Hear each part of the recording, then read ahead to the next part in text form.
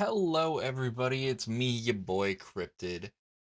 Let's talk about the comparison in combat between Wuthering Waves and Zenless Zone Zero. So everybody is talking about how Zenless Zone Zero's combat isn't in depth, intuitive, or even hard compared to Wuthering Waves and its magical, uh, top tier Elden Ring difficulty gameplay.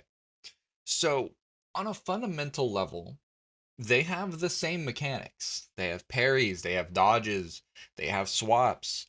They, at the base level, have the same mechanics for each other. But let's get more in depth. I am currently Internaut level 35 in Zenless Zone Zero and Union level 53 in Wuthering Waves. So I've been playing a good amount of both these games. Obviously, I've played Wuthering Waves more just because it's been out longer.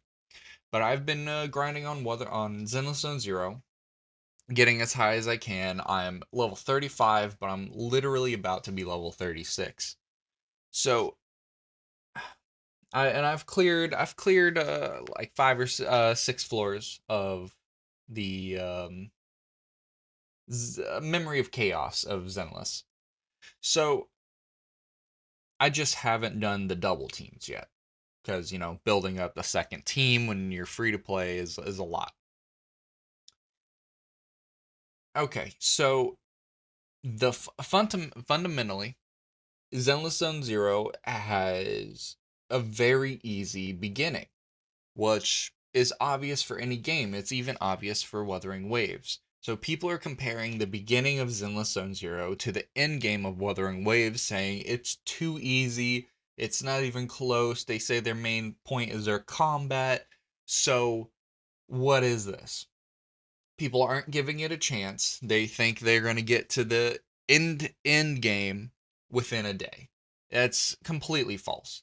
So it's been a while since it came out, and people have been able to get to the end more frequently. Not just the whales that are spending and just making light work of the end game because they have the best gear already. So I think the bosses are pretty difficult because once you get later on, you start having to instead just spam switch and counter everything. You can't do that with every boss. You can't because every boss has a different move set to where sometimes you can do that, other times you can't. Now, you also are forced to switch up and start using dodges at certain points. Got to use the switch tech at certain points, and you really got to switch, you got to keep it going and know what you can and can't do. Otherwise, you get punished. Like at the beginning of the game, when you get hit, it's like nothing. You get 10 damage out of 1,000, and it's not even noticeable. But later on, when the enemies start hitting harder, hit, guess what? It becomes more noticeable when you do get hit. I was playing the other day and I messed up, got hit once, and it took half my HP away from my character, and I didn't even realize it. So it'll ramp up all of a sudden out of nowhere. Now, it's kind of the same thing with Wuthering Waves. Wuthering Waves had a pretty easy beginning. Yes, they had all these fancy combat techs and everything like that at the beginning. Now, I will say Wuthering Waves is a more difficult and intuitive game. But like I said, they have the same mechanics at base level, just different ways of implementing them. Um, Wuthering Waves also has, instead of forcing you to switch characters in order to counter, you can choose when to switch your characters so you can properly organize your team and know what you got to do. And you can also switch to whatever character you want. You could play an entire boss fight without even using your third character if you just switch between two characters the entire time. Zenless, you just they force you to switch in a set rotation of characters at a base level. Now, if more characters come out where you can go back and forth in the rotation stuff like that is irrelevant. It's more so at a base level. They make you go down the line to play your characters, which is fine. If you know that, you can set up your characters how you want them to set up.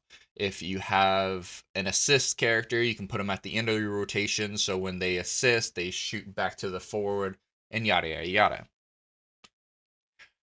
I think they are comparable on certain levels, but by any means, Zenless Zone Zero is not a like failure of a game when it comes to combat. It is a pretty good combat game, and it may not be as good as Wuthering Waves. Like if Wuthering Waves is a 10, I would say Zenless Zone Zero is about an 8.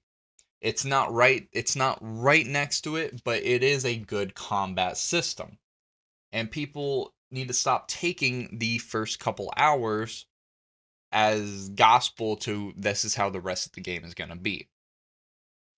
Now, excuse me. These are both good combat games. They have different styles. One's open world, one's instanced. One's more realistic-y, like Wuthering Waves, and one's more cartoony, uh, more happy-go-lucky. So, people are going to have different tastes, different preferences. If you like one over the other, that's cool, that's fine. But don't be emotional about your choice and say, just because I like Wuthering Waves, Zenless Zone Zero is garbage. It's never going to measure up, yada, yada, yada. They're both good games. You don't need to trash talk the other game. Just be happy there's competition so they can make each other do better. Because Wuthering Waves is out and because it's doing so good, Zenless Zone Zero is going to want to be doing good. It's going to want to try and take customers and players away from Wuthering Waves. So they want to do better. We're already on our second rotation of free 10 pulls that we get for logging in on Zenless Zone Zero, which is awesome. You also get a lot of rewards, a lot of first time rewards just going through the game, doing Shiyu Defense, Hollow Zero. It's all good stuff. But I think, like I said, if Wuthering Waves is a 10, Zenless Zone Zero is a solid 8. It has great combat. They both have good parries, good switches, good dodges. They both have a fundamentally same fighting system. And that's my thoughts about it. Anyone who disagrees, whatever. These are my thoughts. If you don't like what I have to say, put a dislike on the video.